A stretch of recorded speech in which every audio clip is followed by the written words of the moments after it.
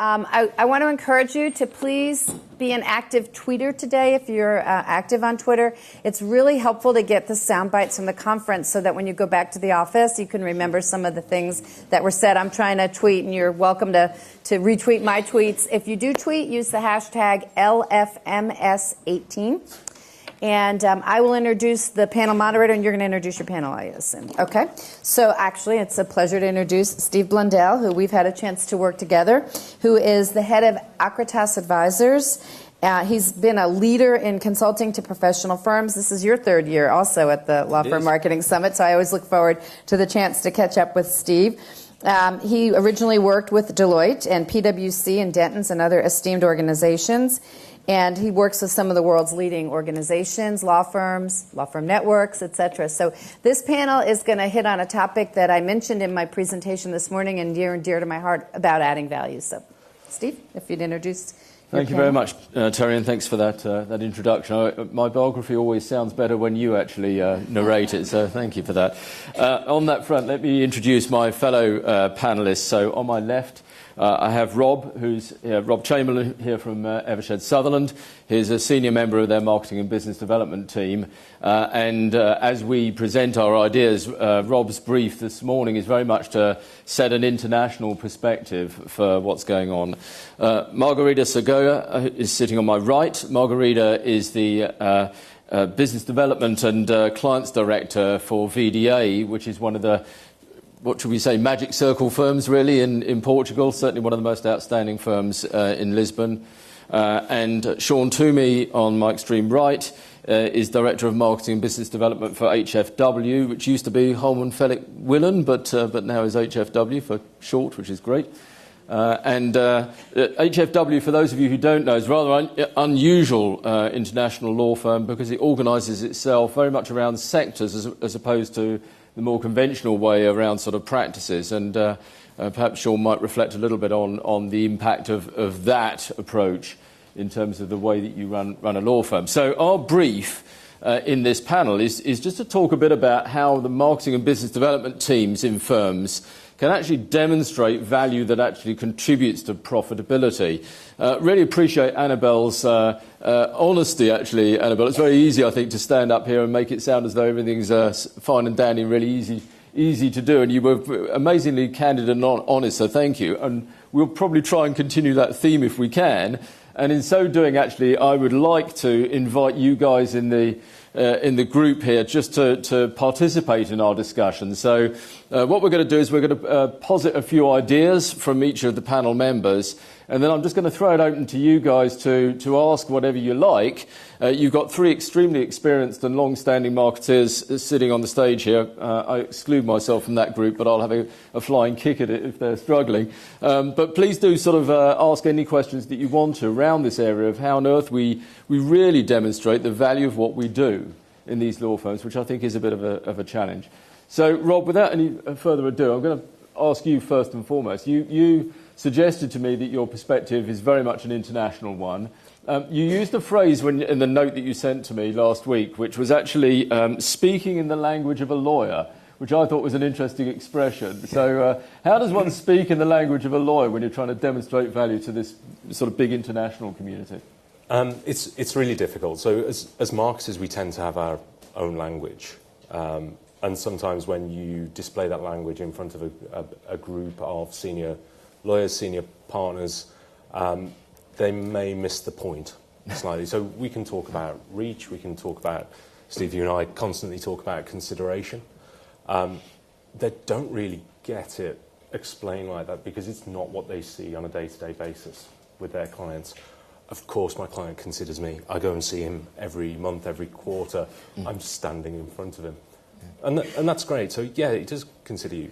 But what does he consider you, he or she consider you for?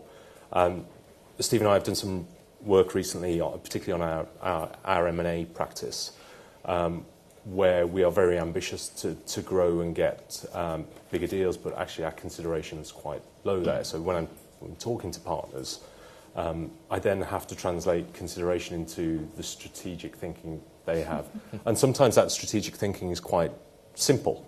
I don't necessarily mean simple in the simple-minded bit, but constructed down it's a sentence that they use constantly when briefing team members.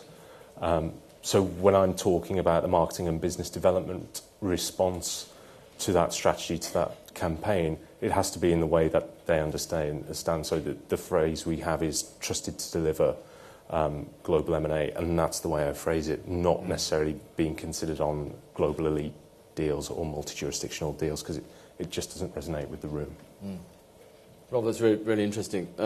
Margarida, you should be able to speak in the language of a lawyer, because I'm a lawyer. You're a lawyer, or you were a lawyer at one stage or other. So you in your note to me, talked quite a lot about sort of pricing and innovation, and how that works in this demonstrating value. And I'm interested in your sense of how the marketing and business development group has anything to do with the sort of pricing and innovation piece, because I think in some firms they might consider that's a rather separate game. Yeah, so... Right. It really depends on the type of your organisation, but at VDA we've got the pricing function at the business development department. So we engage with partners a lot whenever we've got the pitches and we have to negotiate, we have to deal with the pricing. And one of the things that it becomes really difficult, it's to let them understand that sometimes we have to say no, because the pressure is so high on them to have their teams really occupied and get new work. And they come to me and they say, but this is strategic. This is all the time, that's strategic. And I mentioned that if the profitability is not, the margin is not that good, then I'm sure it's not strategic. Sometimes and by strategic, they mean pricing something in order to get it in the first place. Yeah, in order to have work from that particular client, you know. And then we sit down and said, okay, so let us see how strategic the client is, right, or the project is, you know. And sometimes it is, really, and we have to cope with that and say that, okay, the margin will be slow, it will be quite small, but we can cope with that. Now the other challenge then is to say, if that is the case, we have to do the proper staffing, because cost comes with it, and you have to make sure that you involve the right people, you know, the leverage is okay, and especially you have to make sure that you keep up with the same group or the same level of occupation for the group within the project, because otherwise it will, at the end of the day, will be a disaster, you know. So there was the legal project management is very important, and we are investing on that in order for partners and really the senior associates to be able to manage their own projects properly and to keep the margins up. So, or alternatively, we have to just challenge them to recreate, you know, the type of work that they are doing in order to become competitive. And sometimes just challenge them to unbundle the services and just to share part of the services with the client. Right. This is not that easy, even though I'm a lawyer and I speak the same language, because they resist, obviously. I mean, it's a little bit like Annabelle talking about collaborating with IBM, actually, so trying to work in a different way. In a different way with the client. That traditional pattern. Sean, I mentioned that HFW's got this unusual sort of structure. You know from our Acritas research that this idea of success being predicated on being really close to client for lawyers. Does that sort of structure work within HFW, and what's the marketing BD sort of role in trying to help lawyers get closer to client, if I can put it that way? I don't think the industry focus that we have is necessarily unique. There are lots of firms that I've worked in that have a similar approach. But what is different is the depth of knowledge and understanding, and the fact that structurally the profit and loss is run along the industry group lines. And that is different to a number of firms where it's been a route to market, but it has not been at the core of how careers are managed, how the financials are assessed, how the business looks to anticipate where for clients the issues are going to come up. So it is different in that sense. I think to go to where the business development function adds value, I think it's making things but for us wouldn't happen. And it's the perspective that we have in our roles that individual partners, and I think you said earlier, they're all CEOs, the partners do understand their clients, they have a fantastic insight. But what they don't sometimes have is the kind of helicopter view that we often do have in the business development function. And I think when it comes to pricing, that perspective that you have working with finance and with an analysis of profitability, you're able to add value in the sense that you will provide information that they might not otherwise have access to. And there are some aspects of marketing and business development where it is easier to make a difference and make things happen on your own enterprise, such as PR, which is something I have some experience of. And there are some more challenging aspects of the marketing business development, like the account management, which was mentioned earlier today, where you don't necessarily have the relationship yourself. So there are different challenges with the different aspects of what we take responsibility for. But in short, I think it's about agreeing a plan where you are making something happen that, but for you, wouldn't. That's a great expression. We might loop back to that. Does anyone want to sort of butt it with a question or a challenge? Does anyone disagree with anything that the panel has said so far? Please give us a starter for 10 of a question. Somebody brave start us off. Otherwise, you're going to be PowerPointed out the whole day, I promise you. They can also post questions at Slido in case they don't want to speak up in the big group, and we'll read it to them. Okay, well, please, yes, Margarida, yeah.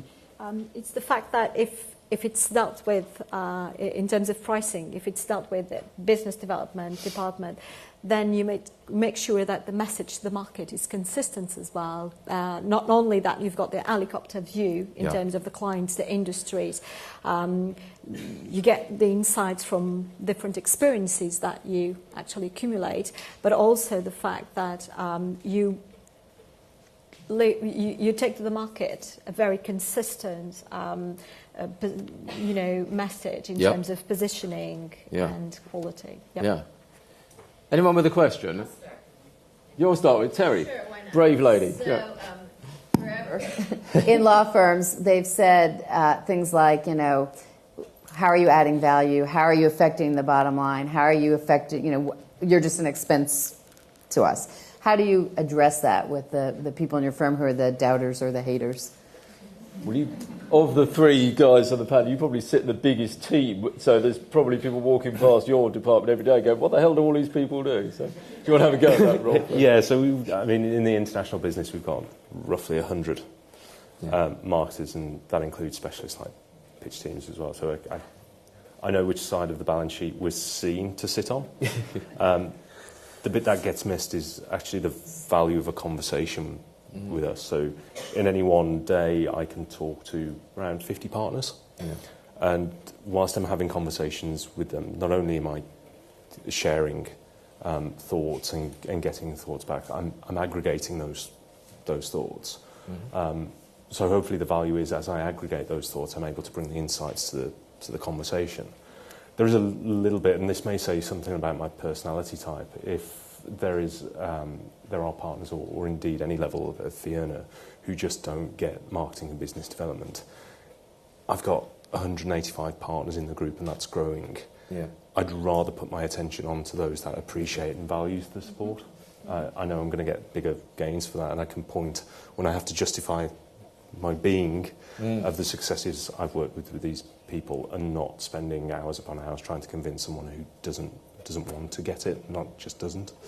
Yeah, that's right. I heard you agree with that, Margarida. Yeah, so you rather than be the evangelist, do you? The others will follow. Yeah, okay. Yeah. Anyone want to take issue with that? We've got please, this gentleman here. Just tell us who you are and where you're from as well, so we could just get a little bit of sense of who we got in the room. Sure, yeah. My name is Sagar Shukla. I'm with Intap, based in New York. Great. So I got a question for Margarida. You mentioned that the lawyers have a resistance to pricing or strategic no decisions. So as a lawyer yourself, what evidence or data have you been able to produce that made them have clarity and understand why you said no? Okay, I'll only show the data from previous projects that were probably not that good, and they can actually see the financials behind it. But also, I always tell them that you have to think of the cost of the opportunity. So if you spend an hour doing a work that is not, good in terms of margin, it's an hour that will not work in another project that will actually more profitable. And I also say that it's like a hotel business. A night that is not sold is a night that you will never sell. So it's not like a book that you can stock and you will sell eventually. No, it's really a decision you have to make in terms of your time allocation, and you have to be brave and sometimes say no. I know it's hard. I think the other thing that my observation, I don't know how you guys go about this, but quite a few, not many of our clients tend to look at client profitability as opposed to matter or transactional profitability. And that is such a vital part of that consideration that you're talking about, especially when people come along and say, well, this is a strategic client. It's surprising how many firms' top clients actually lose the money. Mm-hmm. So it's one of those things that worth a look at. Anyone? Thank you very much for that. Anyone else? Any questions to fire at us or issues to take? Yeah, there's a lady over here. Please just let us know again where you're from. I'm Alex Kent from Stack for Business. I wonder if the panel have a view on what the most effective marketing tactics, channels, strategies are for actually drawing a straight line between the activity and ROI in terms of revenue or firm profitability, growth, etc. And do you have any examples that you can share? Do you want to take that one first, Sean?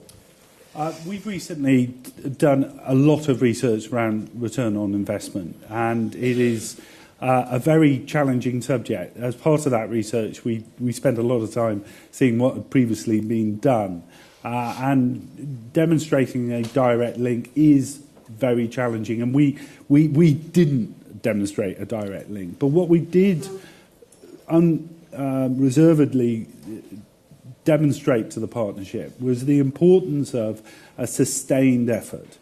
And I think that goes to one of the themes that I'm keen to kind of talk about today, which is a plan. It sounds so simple, and it is so important. And I think around a plan, if you have engagement and you consistently work at it, then you will see a return on investment. There might be instances where it doesn't work, but what tends to happen is you refine and you adjust and you replan accordingly.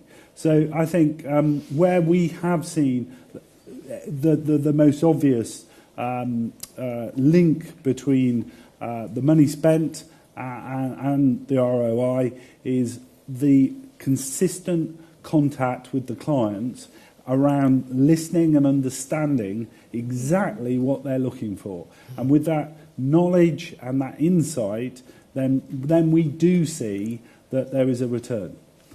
That's really interesting, because that's very much what Annabelle was saying earlier about trying to focus on just the specific needs of those sort of individuals as well, which is really good.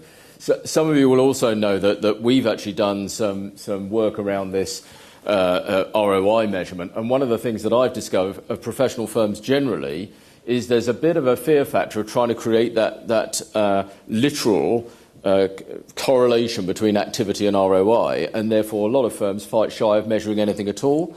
So a few years ago we did some work with PwC to look at how you dashboard some of this. So you look at a number of measures, especially around thought leadership, And we've been working now with quite a lot of firms to say, well, if you can't measure one simple ROI measure, what are your sensible proxies for that? And how do you create a dashboard that says, on balance with these things, when you look at the external impact and also the internal engagement, how do you create a picture that says this is working for us, which I think is perhaps the question you're asking for. So if you're interested, come and chat to us later. And there was another gentleman up here, please.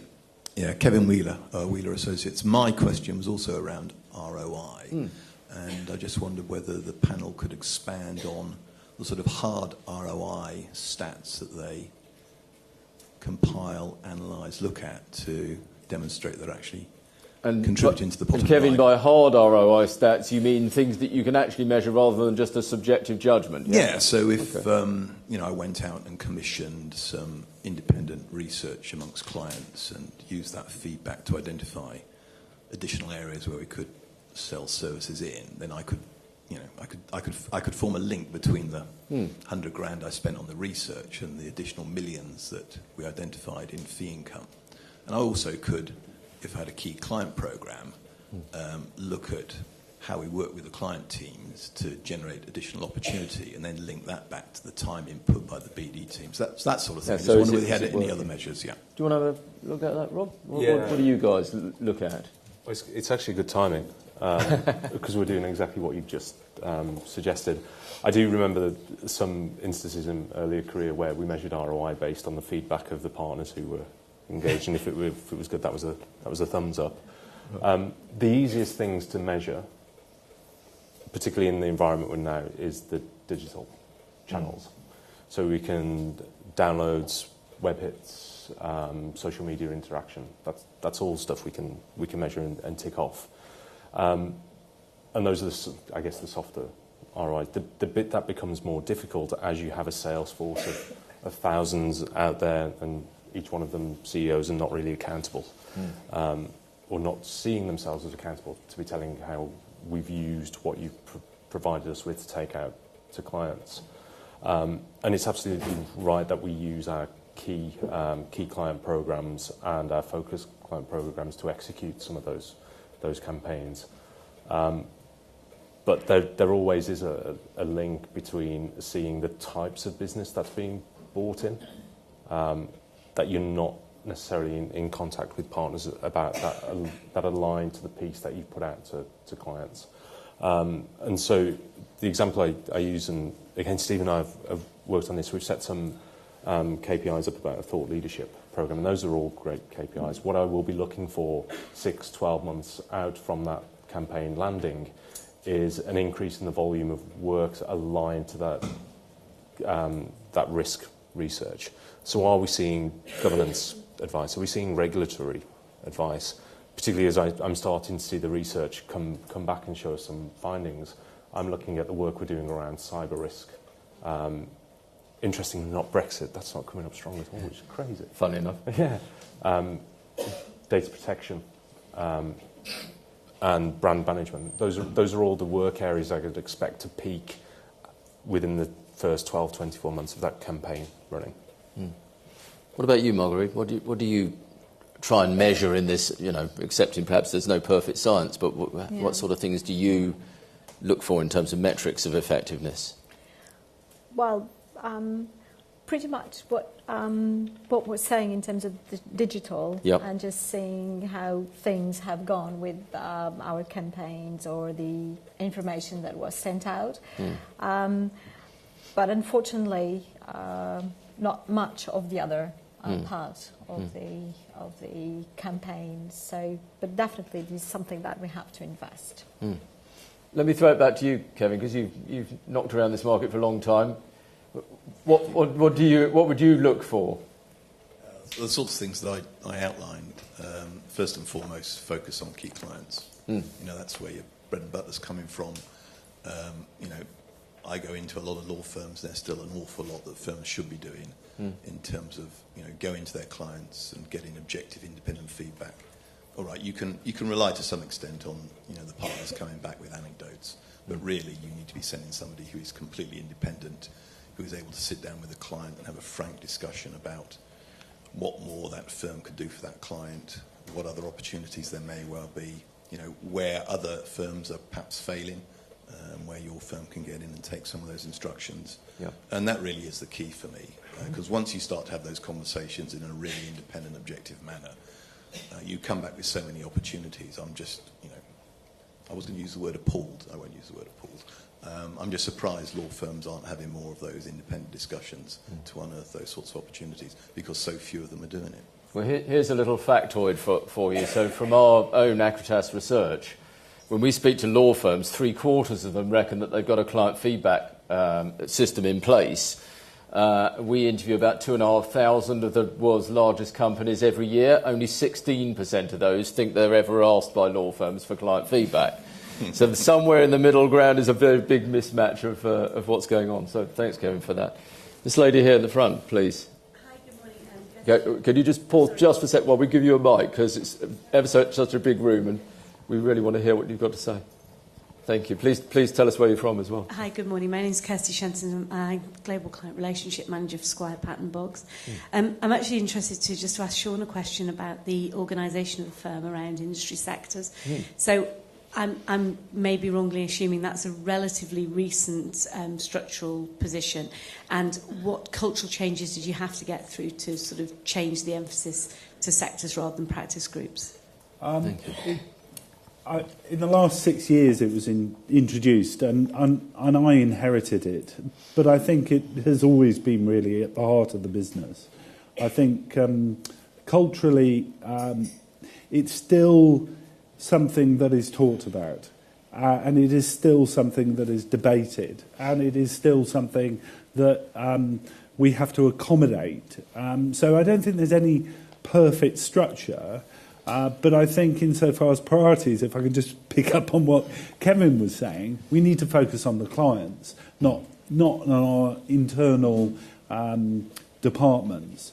Because for the clients, it doesn't really make an awful lot of difference as long as they are getting the right people with the right expertise within the business talking to them. So I think the much bigger theme, and I was very interested to kind of see it up there on the slide in your talk earlier, is around collaboration and how we measure that and how we drive it and how we incentivise it, because then the structure becomes less important. When a lot of partners talk about structure, they talk about it as something that frustrates them, when what I would like to do is ensure that it enables and facilitates, especially for the clients, the confidence that they're talking to the right people within the business. And the big theme around that is making sure that the firm is working as well as it can be together. And that's where I see most of the potential. I don't quite know what your underlying reason for asking the question around sectors was. Is your experience of making it work that it's quite hard to get below the superficial nature of sectors, or what was the question really? I think the reality is that we as a firm do both, right? And that is good and bad in a number of ways, and it's just an interesting because where we tend to sit at the moment is that external market facing we're industry set up. Yeah. Internal we're still on practice groups. Yeah. And that causes friction yeah. between the collaboration and also where you then start sticking everybody, because fundamentally we all still work on 6-minute billable increments and hourly rates, and yeah. as much as we talk about fixed fees externally, and so it's just about getting over the friction that is where do you sit internally versus what does your go-to-market strategy look like. Yeah. I mean, I see this as a tension within a large number of firms, is the fact that the P&L runs down practice areas, and then some poor characters are responsible for trying to join that together in sectors, and it's very hard to get that accountability to work. I'm completely with you. Having said that, my observation is that the importance of sectors seems to be growing amongst law firms, but from our research, when we look at the impact of that sector focus and whether it actually makes a differential difference for clients being prepared to favour and choose those firms, in the sectors that they are supposedly focused on as opposed to the ones they're not, you would be appalled at how few firms are really making that work. And I think that's because the substance of what's going on within those sectors is not sufficiently real. It's too much about talking at the clients and not enough about really understanding them in their particular sectors. I think we've probably got time for one last question and then we'll sort of wrap it up. Does anyone want to go? There's a gentleman over here, please. I'll speak loud. Okay, yeah, speak loudly. Thank you.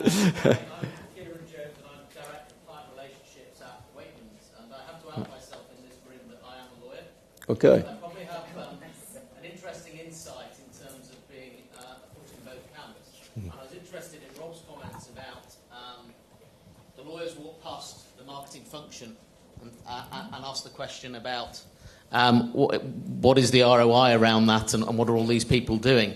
I'm interested in the views of you as to the benefits of having a separate marketing function that sits collectively together, and I see the strength of that in bringing together insights and managing campaigns and the like, as opposed to actually having your marketing function aligned and sitting within the segments or sectors, if they're market-facing segments or sectors.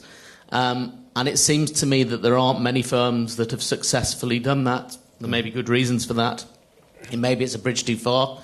But is there a way of getting over that them and us culture by bringing the marketeers together with the lawyers in very much a joined way? Thanks for the question. You raised the thorny issue of centralised or decentralised. You can come up with a magic answer, Rob. Well, I think it's a real mix. So whilst on a day-to-day basis I'll be sitting with my direct team and also as sector teams and other practice group teams, a large proportion of my day is spent with lawyers. And if that doesn't happen, then you don't have the relationships. And not only you questioned, what do, you just ignored. And that's the worst case, because that does demonstrate you're not giving value. The added challenge you have then is, I'm sitting in London or Birmingham, which is where I split my time. What do I do about my stakeholders in Munich? What do I do about my stakeholders in Hong Kong? I can't physically be present. When I get a chance to go out, I do. But the challenge is, so if you really want to add value, regardless of whether you're present anyway, is to be strategic in your thinking and how you add value. The bits I get, the feedback I get from partners and the senior leaders within the part of the firm I look after is the value you bring is telling us what you're seeing strategically and directing us in that point, and then helping us execute on a one-on-one client basis. You can do that sitting with your team. And actually in flexible working environment, you can do that over Skype, you can do that over video conferencing. You just need to do it. Very good, very good. Well, we're being asked to... Yeah, go on, Margarida. We are recently running a pilot within the firm, having a BD person sitting with a group of practice areas, and has been very, very good. The person is totally engaged, and for that professional, he's a lawyer as well, so it's probably easier, but for that professional, he's really happy being involved, because he's involved from the very beginning of anything that really goes on, and for partners as well, because he's always at hand and involved and engaged.